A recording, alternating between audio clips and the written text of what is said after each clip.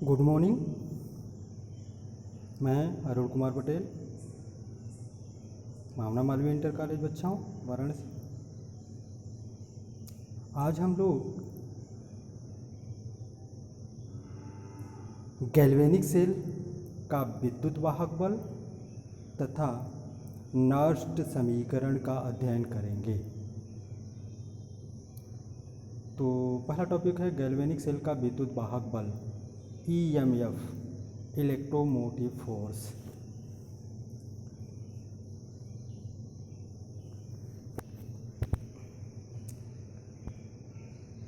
किसी सेल से धारा न लेने की दशा में उनके इलेक्ट्रोडों के मध्य विभवों का अंतर सेल का विद्युत वाहक बल कहलाता है। किसी सेल के EMF की गणना E cathode minus E anode से करते हैं जब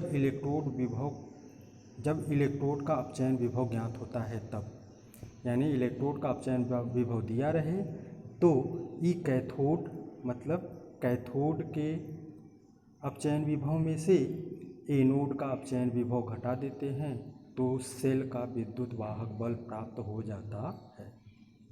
इसका भी मात्रक वोल्ट ही होता है। जैसे विभवांतर का मात्रक वोल्ट होता है, उसी तरह से विद्युत वाहक बल का मात्रक भी वोल्ट होता है। विद्युत वाहक बल और तथा विभवांतर में अंतर सूक्ष्मतम अंतर है, इसे आप लोग याद रखिएगा।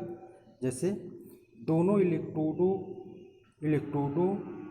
विभव का अंतर धारा न बहने की दशा में विभवांतर, धारा बहने की दशा में विभवांतर और धारा न बहने की दशा में विद्युत वाहक बल होता है।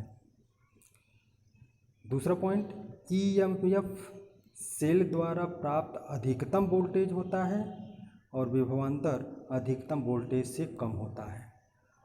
EMF धारा के स्थिर प्रवाह के लिए उत्तरदायी होता है।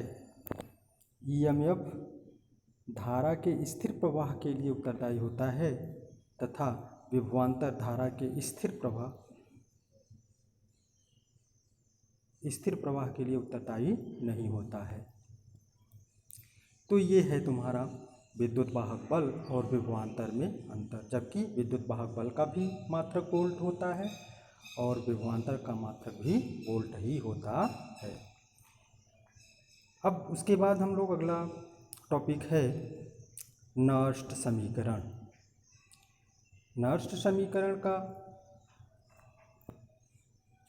जो अध्ययन है वो नर्स्ट वैज्ञानिक ने दिया था।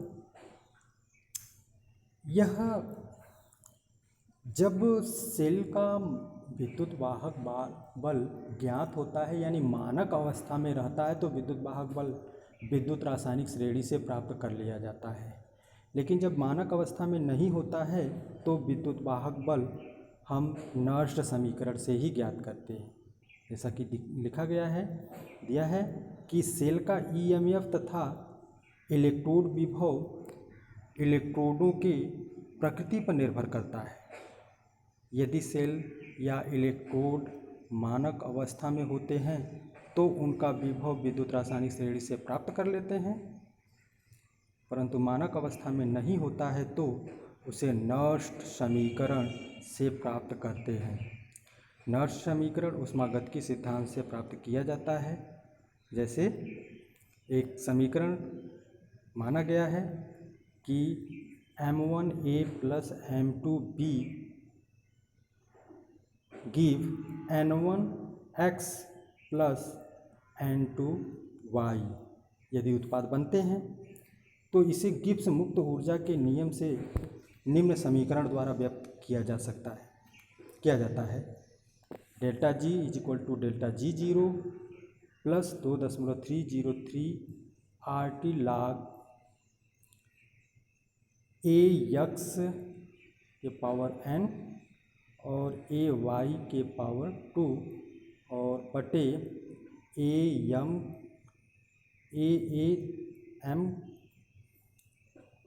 ए के पावर m गुणे ए बी के पावर 2, जहाँ पर ए सांद्रता को प्रदर्शित करता है, जबकि डेल जी इक्वल टू होता है minus N F E. Minus N F E N जो होता है अभिक्रिया में इलेक्ट्रॉन की संख्या तथा एफ फैराडे नियतांक होता है और ई जो होता है विद्युत ई जो होता है ऊर्जा होती है। तो इस प्रकार से जब इसे हम लोग डेल्टा जी और डेल्टा जी जीरो का मान रखते हैं तो हमें समीकरण निम्न प्रकार का प्राप्त होता है, minus N F E is equal to minus N F E zero. Delta G zero के पर हम ई जीरो रख देते हैं क्योंकि ये स्टैंडर्ड है। तो प्लस उसके बाद होता है plus 2.303 R T log A X के पावर एन और ए वाई के पावर n2 और बटे ए के पावर m1 और ए के पावर ए बी के पावर m2। यहाँ से nf कामन ले लिया जाता है, nf कामन लिया जाए और दोनों तरफ से हटा दिया जाए तो हमें फार्मूला मिलता है E equal to E zero minus 2.303 R T N F log A X के पावर n और ए वाई के पावर n1 और ए वाई के पावर n2 बट्टे ए m1 के पावर ए के पावर m1 और ए बी के पावर m2। इस तरीके से फार्मूला मिलता है। जब हम R और T का मान R का मान 8.314 जूल प्रति केल्विन प्रति मोल और T का मान 298 केल्विन और फैराडे नियतांक 96,500 रखा जाता है तो पूर्ण सेल के लिए प्राप्त होता है E equal to E zero minus 0.0591 upon n log उत्पाद बटे अभिकारक, क्योंकि यह उत्पाद है nx और ny उत्पाद है और ma और mb आपका क्या है अभिकारक है। तो उत्पाद बटे अभिकारक इस तरीके से फार्मूला प्राप्त होता है। अगर हम इसी समीकरण को एक इलेक्ट्रोड के लिए अगर हम अप्लाई करेंगे तो जैसा कि यह फार्मूला लिखा हुआ है कि ए प्लस ए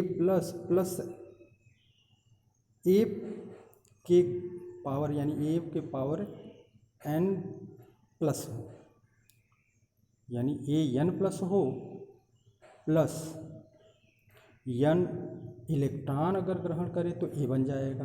तो इस तरीके से जो फार्मूला बनता है E is equal to E zero minus 0.0591 upon n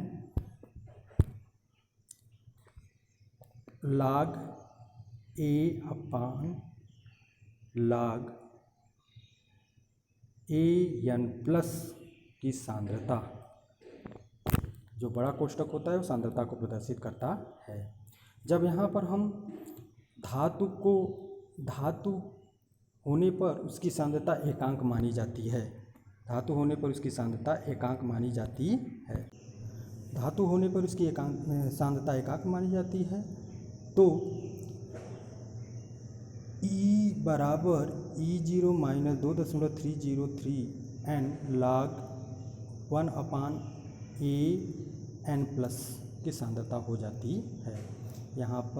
यहाँ जैसे या ई माइनस ई जीरो 2.303 अपान n log, अब यहाँ पर माइनस को प्लस कर दिया गया है तो log उलट जाता है यानी log ए एन प्लस की सांद्रता हो जाती है। अगर इसी को हम एनोड के लिए लेते हैं तो A give A n plus n electron. तो इसी फार्मूले में अगर हम रखेंगे तो E is equal to E zero minus 2.303 अपान n log A n plus की सांद्रता बटे ए की सांद्रता। फिर यहाँ पर भी अगर ए धातु है, धातु होने पर उसकी सांद्रता 1 ली जाती है, तो यहाँ पर हो जाता है E = E0 - 2.303/n log AN+ की सांद्रता। ये तो एनोड के लिए और एक कैथोड के लिए, दोनों के लिए हो गया। अगर हम गैल्वेनिक सेल यानी कंप्लीट सेल के लिए लें तो जैसे एक फार्मूला हमने लिखा है, एक सेल हमने बनाया है Cu+2 डबल पाई Ag और Ag+ से Ag सेल अभिक्रिया है। सेल अभिक्रिया को अगर इसकी अभिक्रिया को हम प्रदर्शित करें तो हो जाएगा Cu+2Ag+ गिव Cu2+ 2Ag। ये इलेक्ट्रॉन का परिवर्तन कितना हो रहा है, n = 2, क्योंकि n का मान हमारा इलेक्ट्रॉन को प्रदर्शित करता है। तो E = E0 - 2.303/2 log Cu++ गुणे यानी उत्पाद बटे अभिकारक होगा, तो उत्पाद तो होता है Cu++ की सांद्रता गुणे Ag का होल स्क्वायर और Ca की सांद्रता गुणे Ag+ का होल स्क्वायर। फिर यहाँ पर भी हम धातु जो होते हैं, आयन को छोड़ दें, धातु जो होते हैं उसकी सांद्रता एकांक होती है। तो हमारा जो फार्मूला आपका निकलता है वो होता है E = E0 - 2.303/2 log, क्योंकि 2 इलेक्ट्रॉन है तो n = 2 रख देंगे, तो /2 log Cu+2 की सांद्रता बटे Ag+ की सांद्रता का स्क्वायर। इस तरीके से ये जो फार्मूला आपको प्राप्त होता है, इन सभी फार्मूले को आप याद रखेंगे, क्योंकि इसी फार्मूले से हम किसी दिए गए इलेक्ट्रोड का, किसी दिए गए सेल का, जब वो मानक अवस्था में नहीं रहता है उस समय इसका हम लोग का निकालते हैं, इसका विद्युत वाहक बल की गणना करते हैं। ये सब, इन सभी को नोट्स बनाकर आप लोग इसे याद कर लेंगे।